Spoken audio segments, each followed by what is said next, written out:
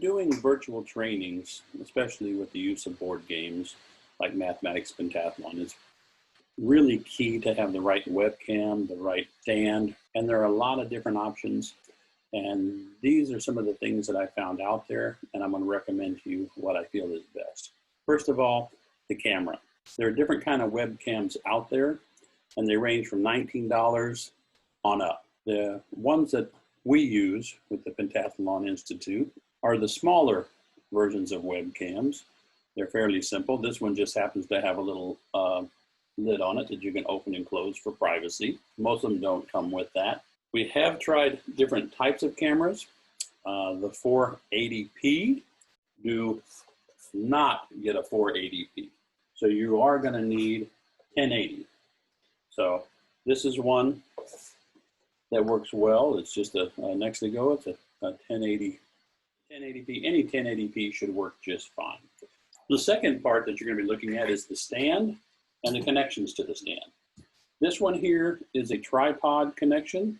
It has a little screw on the end of it. It works well with the little webcam, but if you buy the webcam, you have to make sure it has a tripod connection to it. Once you set it up, a little more difficult to get off and on. Some of these actually do come with different connections. So if you wanted to, you could take this one off, put this one on, would be able to hold a phone. It stretches out, you put your phone in it. Now the stand that I prefer the most, it does have a long arm, but at the bottom, I really like this clamp. It's just a simple hand. You screw it up, screw it down to clamp it onto either the desk you're at or a shelf above the desk. It has a very long extension on it, but on the end of it, what I really like is this clamp right here. And what this clamp does, you pull it back. It's made for phones, but you can also very easily take a webcam and simply insert it either this way, like this, or if you want a little bit more flexibility, you can open this up a little bit and you can put it in here like this. Then you have room to move your camera around. And these cameras twist also, which help with getting the right angle on your game board and game pieces. Most people don't know this, but most of these cams have a little outside silver area, have two little notches in it on each side. Those little notches are for fine focus. So you can turn those just a little bit and it will help to get your focus in a little bit better. And here's another way to set up the games used for virtual teaching. All right, what we've done here is we've taken an iPhone, and if you go in as the host and you switch the cameras back and forth, that will allow you to zoom in and out to the game to get the size you want. And we have built ourselves a stand out of PVC pipes. And are you using an iPad, a webcam, a phone? What are you using to do this with? We're using an iPhone for this one. We've also used an iPad. The iPhone does seem to do a better job, but I think any phone camera will do. And the iPad will also zoom in and zoom out if you just take it and do like the selfie mode and then go back to the normal camera? Yes. So the first thing we're going to do is email the SCDs, the links for the labels, as well as the scripts, and then we'll also have them posted on our website. I'd like to welcome everyone to the Division 4 virtual training, and this is for experienced coaches. I'm going to introduce everybody who's going to be working with us today. We have Dr. Mary Gilfeather, who's the president of the Institute. We have Chris Maurer, who works with the Austin Center down in Texas. And we have Patricia Umbarger, who works with the Austin Center as well. And I'm Renee LeBlanc, co-national director, and I'll be your host today. And we're going to start with Prime Gold. And here is a setup for Prime Gold. You have your game board, of course. You've got your blue and red ships. Now, note one thing about the red ships. You can kind of see a white ring around them. We have used a Sharpie paint pen. It's opaque white. We have a description of it in our script so that you can distinguish those chips on the game board. Otherwise, they're hard to see. And also we've got a transparent dice container for the icosahedra and dodecahedra dice. And then we have underneath the board paper to record the values of the dice. And last but not least, we have the equation flag card to the right of the board where the number sentences will be recorded. Also, instead of using just scrap paper, you can use a whiteboard or dry erase board to record the values of the dice. For the coaches who will serve as hosts to their pentathletes, we also have a script, and the script provides both the materials that are needed for the host to work with their students, as well as procedures for both the participants and the host. Okay, we're back to the game, and we'll divide up into teams of 2. Let's have Patty and I on one team, and Chris and Mary on the other team. And let's let Chris and Mary, y'all can be red, and we'll be blue, and we'll let you 2 start. And as a host, I'm going to roll the dice. I'm going to state the values of the dice, 9, 5, and 2. I'll show it to the players. And then everybody should be recording this.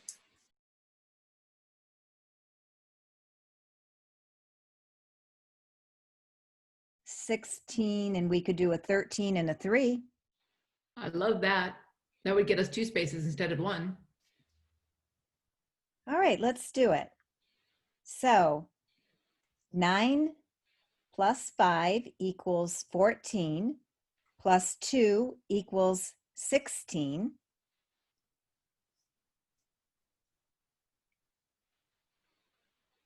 So here's the equation that you said. 9 plus 5 equals 14. That's in parentheses. And then plus 2 equals 16. Is that correct? That is correct. Okay, what would you like to do with that 16? I would like to use gold box conjecture, and I would like to place 2 of our red chips on 3 and 13. Very nice play, actually. Right there and there? Correct. Okay. And then pass the flag card. Now it's Patty and my turn. You ready, Patty? A 4, a 10, and a 1.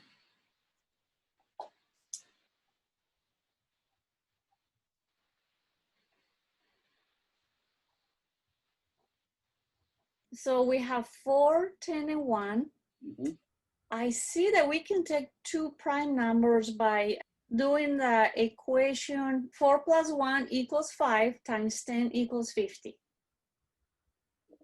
4 plus 1 is 5 times 10 equals 50. So just like that? Yes. Okay. That's a good high number. And yeah, we could break that up into 2. Which 2 are you thinking about? Yeah, well, we need to block them. So with that one, we can make the 31 to start with. That'd be 31 and 19, right? Yes. Okay, so you go by conjecture. 19 to 31. I think that's pretty good. Pass the flag card, please. All right, now it's Red's turn. Red rolls a 12, a 7, and a 2. Show that to you real quick. 12, 7, 2.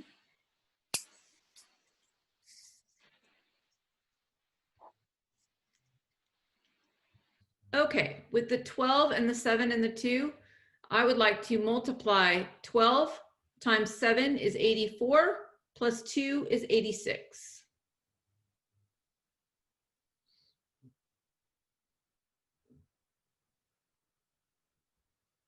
And I just put the parentheses in there because you said it is. So 12, I don't need the parentheses, but since you said 12 times 7 is, I went in and put in parentheses, plus 2 is 86. Is that okay? That is correct. Okay. And I'd like to use gold box conjecture, and please place 2 of our chips on 7 and 79. correct? Yes, and pass the flag card. Very nice. Patty, here we go. A 4, a 5, and a 9. 5 and 9. Let's do 4 plus 5 is 9. 9 divided by 9 equals 1. I agree. Okay. So parentheses 4 plus 5 divided by 9 equals 1. Show that real quick. Then I'll place a chip on 1. And I'll pass the flag card. Mary Chris's turn. Okay, you rolled a 7, a 5, and a 1.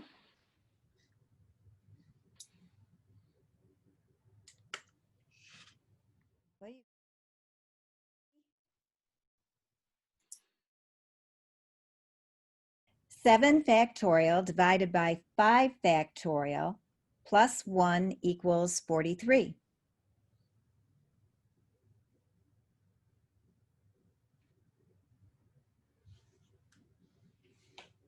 Is this correct, Mary? Yes. Okay. And now if you would just place it on one chip on 43. Yes, pass the flag card.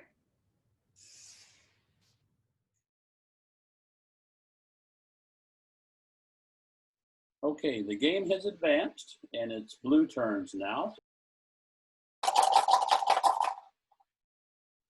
Okay, and we rolled a 3, and a 1. All right, Patty, I think we got a pretty good roll here for what we want to do.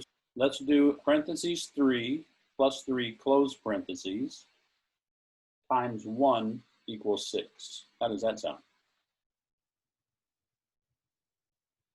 Sounds good.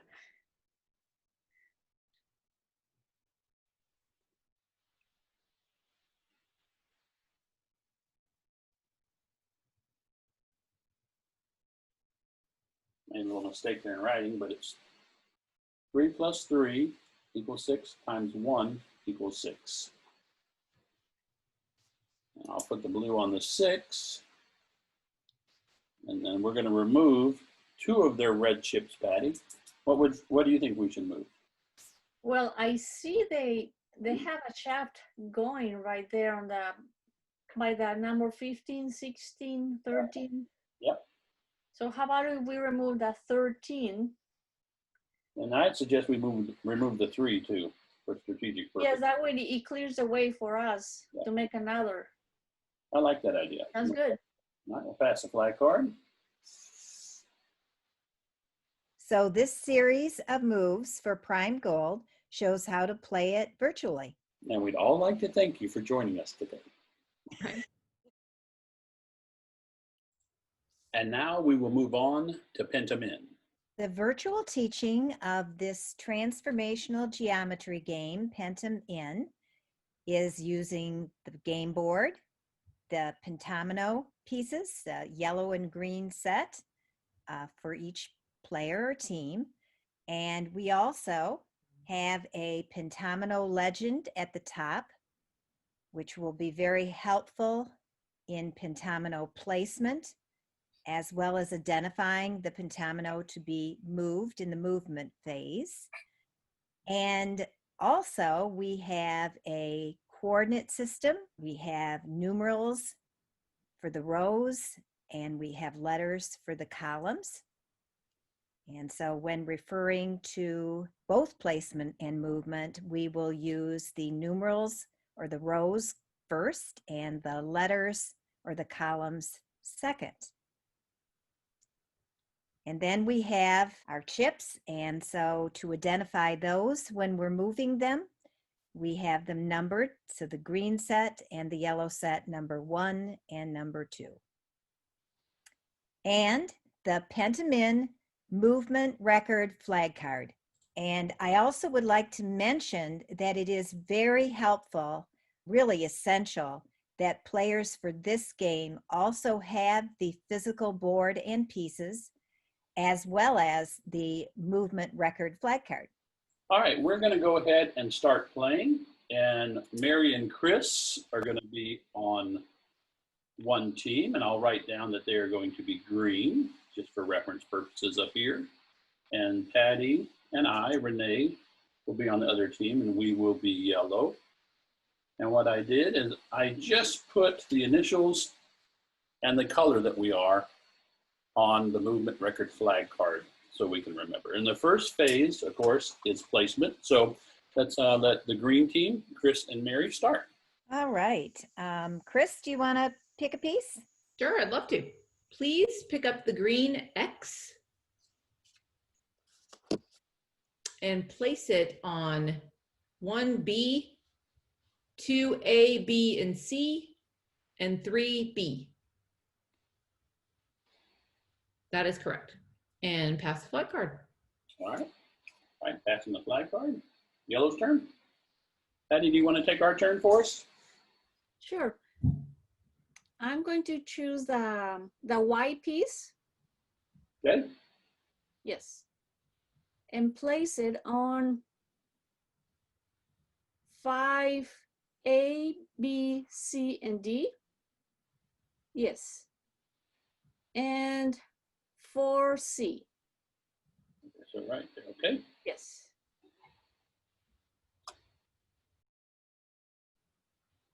And then we'll pass the flag card back. Okay, if you would select the C or the U-shaped pentamino and place that on 8 and 9A, 9B, and 8 and 9C. Okay. Correct. Yes. Pass the flag card. All right, I'm going to go ahead and take the L piece. And I'm just going to put them down in the center every time I pick one, just so that everybody can see which piece I'm picking. And I'm going to put it in 2I, J, K, and L, and 3L. It'll be right there. I'll pass the flag card, and it's green's turn.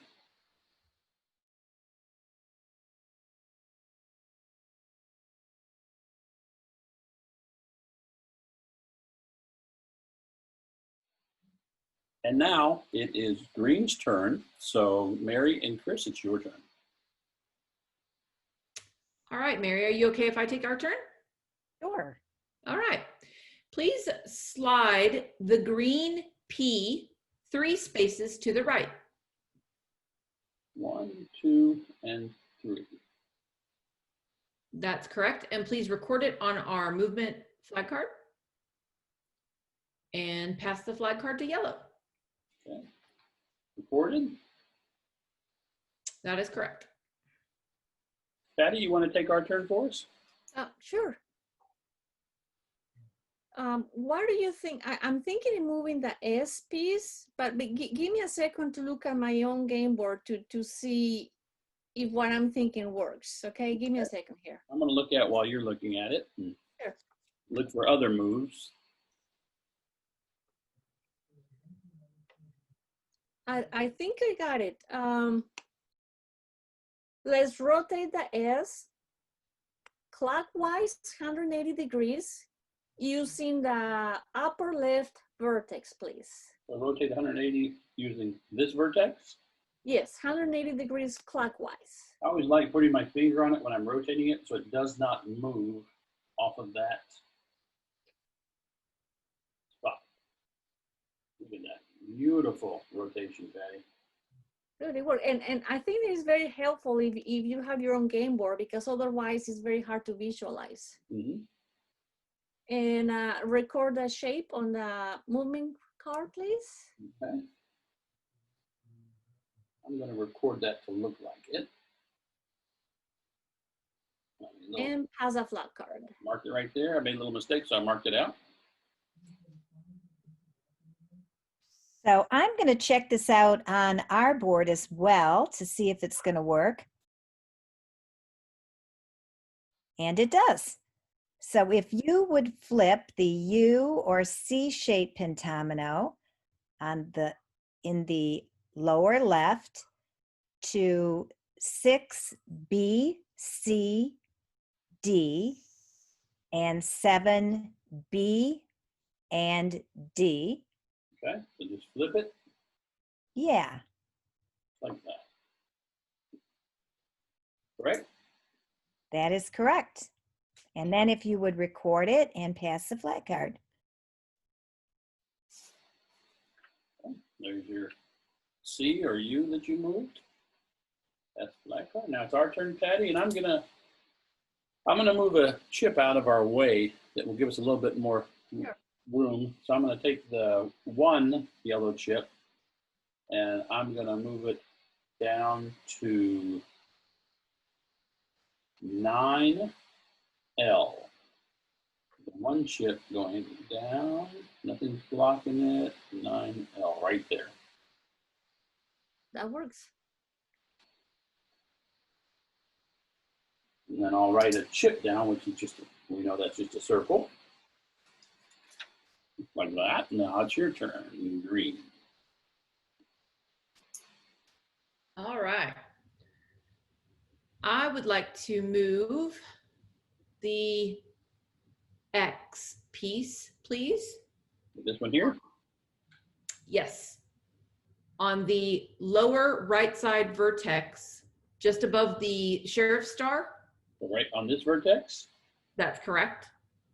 And I'd like you to rotate it clockwise, Okay. 180 degrees.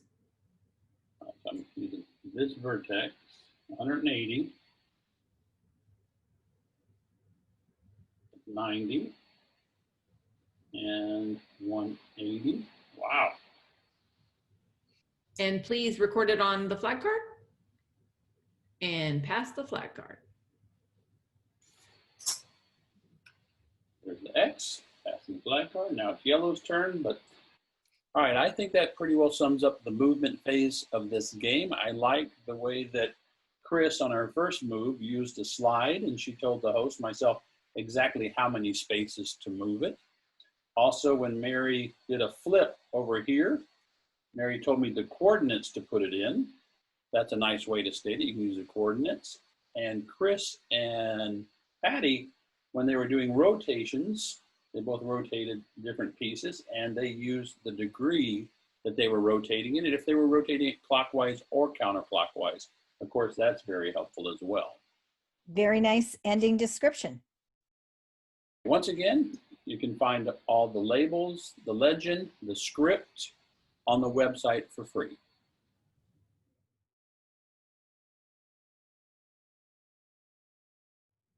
And next, we'll be playing Frac Fact. Here is the setup for the virtual teaching of Frac Fact. And we have labels for this game.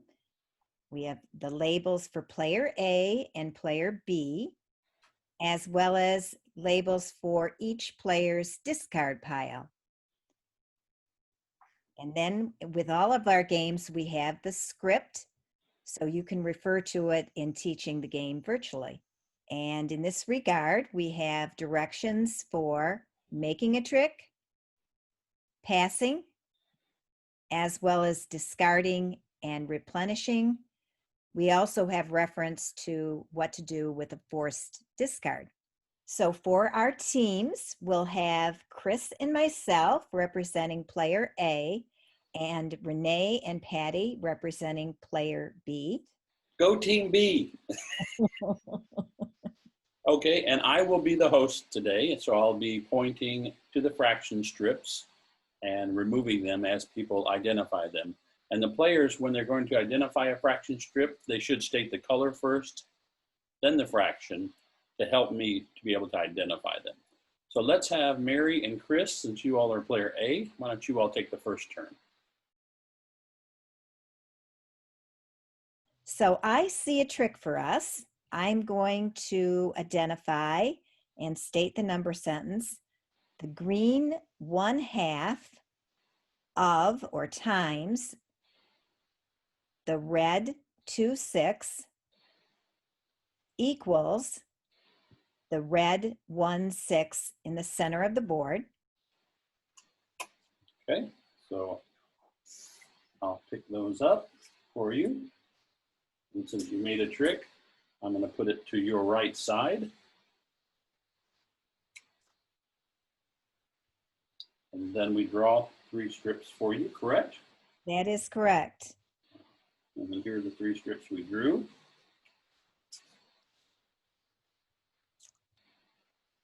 Where would you like for those to go? If you would put the blue 4/4 in the Okay. center, and then take the red 2/6 as well as the yellow 2/3 and place those two in our hand. Okay, And then you can go ahead and pass the flag card. all right, now it's Patty's and my turn. Patty, would you like to take the turn for us? Sure. I see we can divide. What do you think? The orange strip 1/12. Yes, divided by the orange strip 2/12. Correct. Equals 1/2, which is the blue strip to the left. Okay, Yes, correct. very nice. We'll take those 3 strips. Now we'll put them to our right. And now let's draw the 3 strips.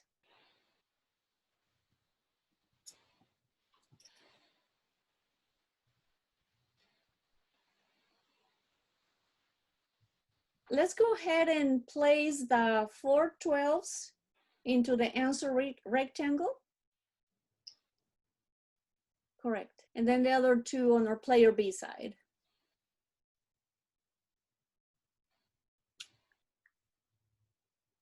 Okay, Now we can pass a flag card. all right. Now it's A's turn. Okay, and it's my turn. I would like to do the yellow 2/3 compared with or minus the red 2/6 equals the orange 4/12. Okay, Yep. Thank you. look for you. We got 2 tricks. Draw for me. 3 strips right there. I would like for you to please place the 10/12 orange strip in the answer rectangle to the left, please. All right, And the other 2 strips will go in our hand.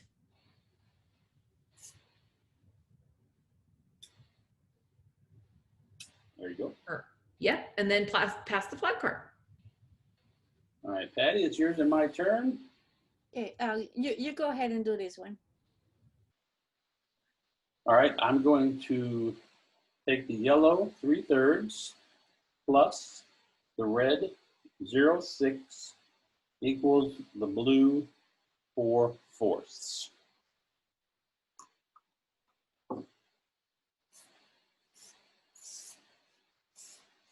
Okay. And I'll put that in our trick pile. Straighten these up a little bit for us. Draw 3 strips for us. 1, 2, and 3.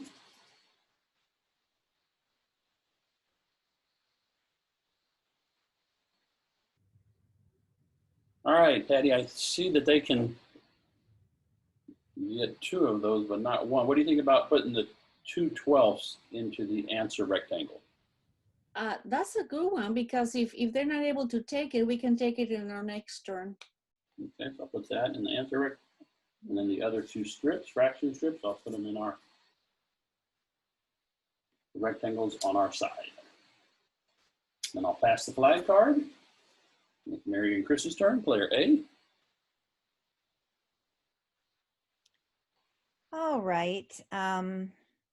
Let's see. I don't see anything that we can do to get either 10/12 or 2/12. What about you, Chris? Do you see anything that I'm missing? I don't. Okay, well, we could either pass or we could discard and replenish. What do you want to do? I think we should try to discard and replenish and try to get something. I agree. If you would get rid of the 2 halves and place that in our discard pile on our left side.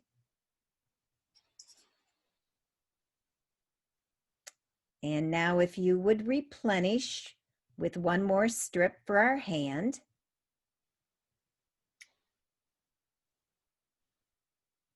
And now let's see if we can make a trick. We have the orange 7/12 plus the blue 1/4 equals the orange 10/12 in the answer rectangle. That's correct. So that was a nice play where you only got rid of 1 and you gained a trick. Yes. And now you're going to replenish.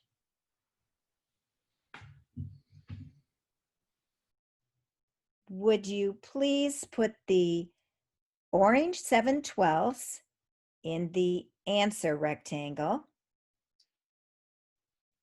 and the other 2 strips in our hand?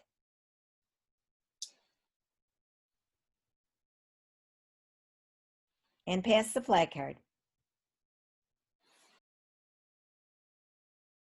And we think that pretty well sums up how to teach FracFact virtually. We hope you've enjoyed this lesson.